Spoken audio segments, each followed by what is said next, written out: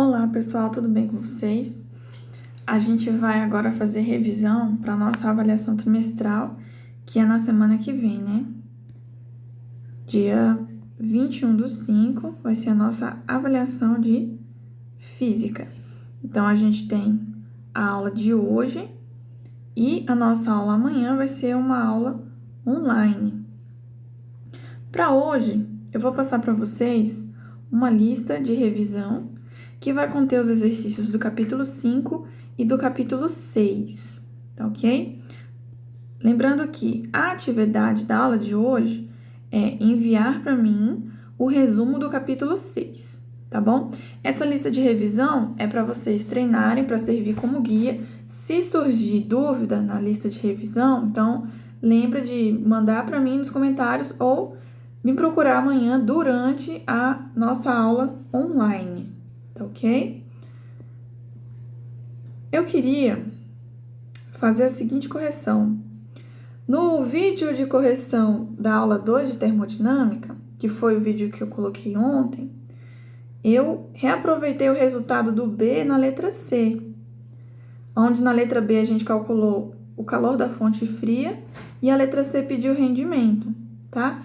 Então, nessa questão aqui, eu cometi um erro, porque eu usei o valor do calor da fonte fria, tá?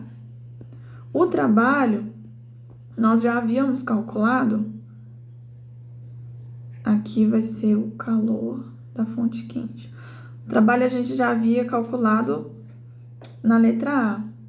Então, rendimento é o trabalho, que são 5.000 joules, dividido pelo calor da fonte quente, 20.000, tá?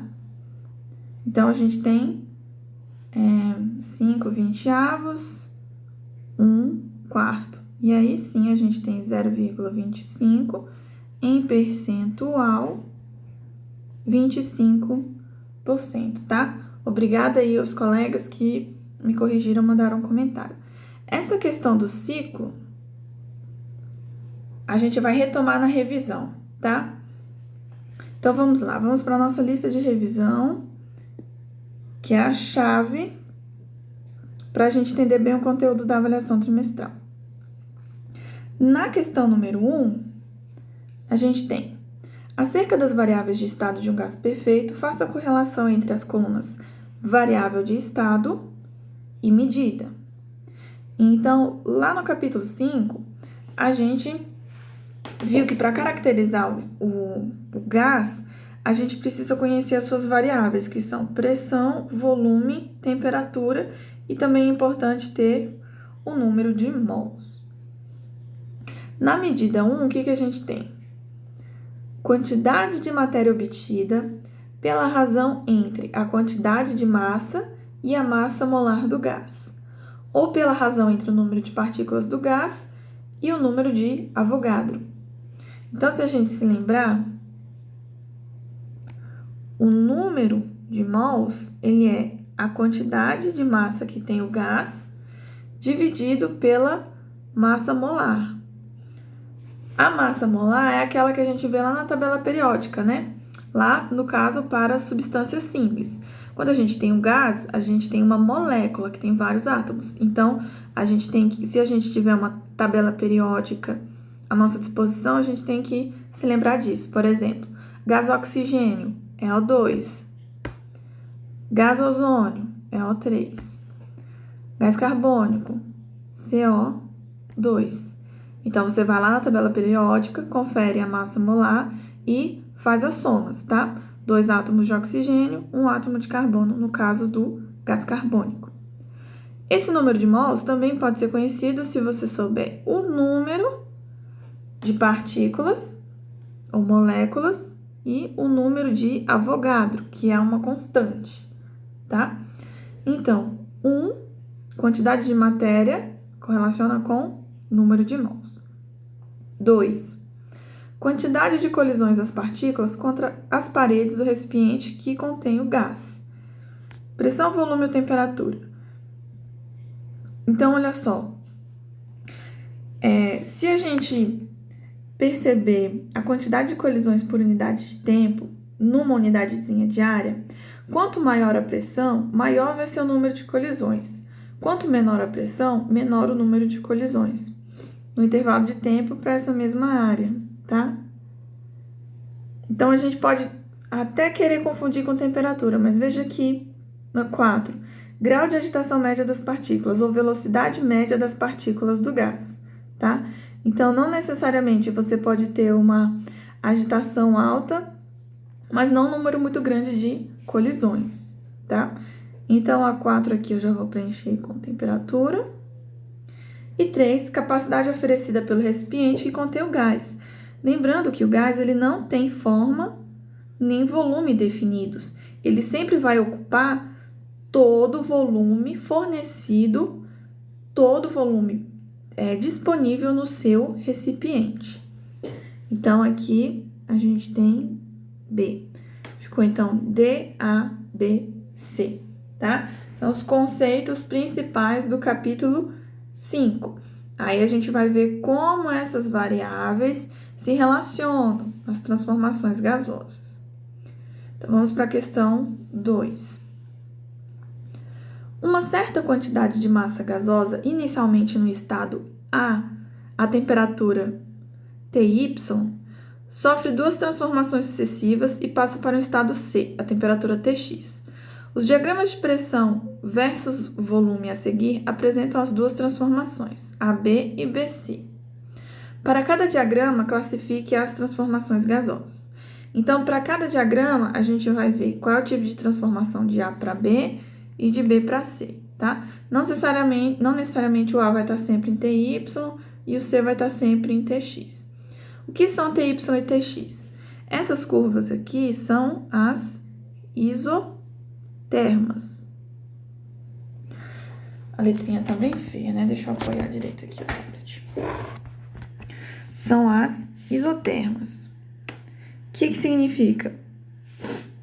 Que sobre essa curva, todos os pontos têm a mesma temperatura. Iso de igual, terma de temperatura, tá? Então, olha só, o que acontece aqui? De A para B, o volume está permanecendo constante, tá? Então, de A para B, a gente tem uma transformação isovolumétrica. Mas veja que do A para o B, ele está indo de uma temperatura Ty, que é mais baixa, tá? Quanto mais baixa a isoterma, menor é a temperatura. Está indo de uma temperatura menor para uma maior. Então, está havendo um aumento de temperatura. Isso a gente chama de aquecimento. Então, a transformação AB vai ser um aquecimento. A variação ao volume é constante. Então, é isovolumétrico, isocórico ou isométrico. Todos são sinônimos. Agora, de B para C, veja que ele está em cima da mesma curva de temperatura, Tx. Então, essa é uma transformação isotérmica. Mas veja que o volume está aumentando. Ou seja, o ΔV aqui é positivo. Isso a gente chama de expansão. Então, a transformação de B para C é uma expansão a temperatura constante, uma expansão isotérmica. Ok? Então, olha só. Para a gente reforçar bem essa interpretação dos diagramas de pressão por volume, eu coloquei aqui mais duas transformações para a gente analisar. Então, ó, agora mudou a situação. Na letra B aqui, a gente tem a transformação de A para B, está havendo um aumento no volume, um ΔV positivo. Então, de A para B vai ser uma expansão. Mas ela está acontecendo sobre a mesma isoterma, a temperatura Tx. Então, é uma expansão isotérmica. Agora, de B para C, o volume está indo de um volume maior para um volume menor.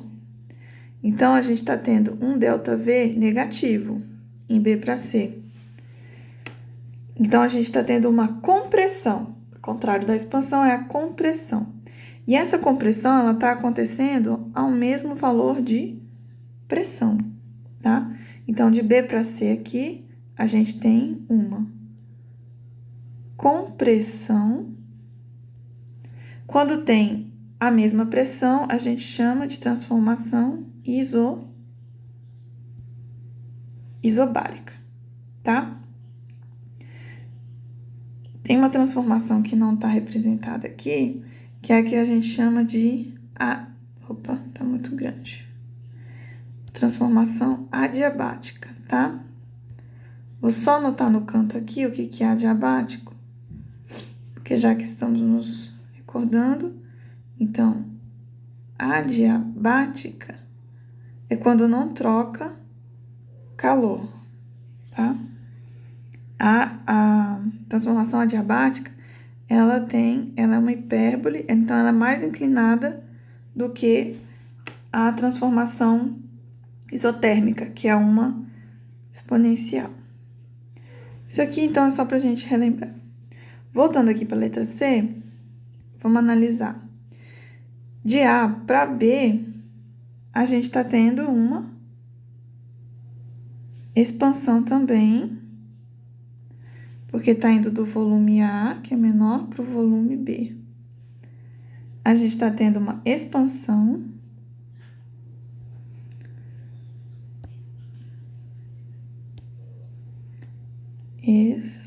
Expansão isotérmica.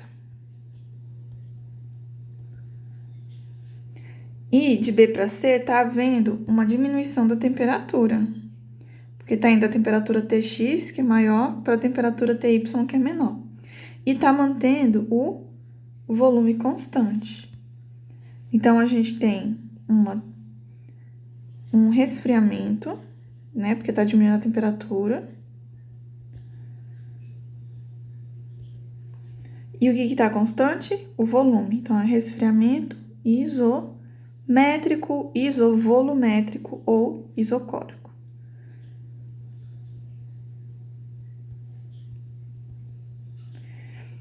Tá? Então, na questão número 2, a gente interpretou alguns diagramas de pressão por volume e relembramos o que são as transformações isotérmica, isobárica, isovolumétrica e adiabática. Não tem nenhuma representação, mas eu já estou deixando aqui no cantinho para a gente não confundir esses termos, ok? Questão número 3. Certa massa gasosa está contida em um recipiente indeformável de 5 litros, a temperatura de 280 Kelvin e pressão de 10 a 5 Pascal. Ao fornecer calor ao gás, sua temperatura sobe para 560 Kelvin. Qual é a pressão final após o aquecimento? Então, aqui, a gente tem que se lembrar que a pressão inicial vezes o volume inicial dividido pela temperatura inicial é igual a uma constante. Ou seja, isso não vai mudar mesmo que aconteça a variação em duas transformações aqui. Então, vai ser a mesma da pressão final vezes o volume final dividido pela temperatura final, tá? Só que aqui, o nosso recipiente é indeformável. Então, o volume do gás não está mudando. Então, o volume inicial aqui é igual ao volume final. Isso resulta para a gente que a razão entre pressão inicial e temperatura é a mesma antes e depois. Então, vamos usar esse resultado. A pressão inicial é 10 a quinta Pascal e a temperatura 280. A gente quer saber a pressão final. Então, a pressão final é a nossa incógnita. e o volume final é 560. Desculpa, a temperatura, né? A temperatura aumentou. Então, a pressão final vai ser... Esse 560 está dividindo, vou passar multiplicando. 10/5 sobre 280. Veja que a temperatura, que era 280, passou para 560. Ela aumentou o dobro, tá? Então, simplificando aqui, 56 dividido por 28 é 2. Então, a gente tem 2 vezes 10 à quinta. Então, a pressão inicial era 10 à quinta, 1 vezes 10 à quinta pascal. Como dobrou a temperatura, também dobrou a pressão. 10 à quinta pascal, tá? Então, esse aqui é o resultado. Você pode analisar aos pares, mas tem a regra geral dos gases, que é Pivot Povotó. Tá? Desde a minha época falam isso, então eu tô só reproduzindo, tá? Então, daqui, se você tomar uma constante, né, que cancela dos dois lados, que é o mesmo valor, então você tem a relação que você quer, ok? Vou parar aqui na questão 3. No próximo vídeo, a gente retoma para a questão número 4. Até daqui a pouco.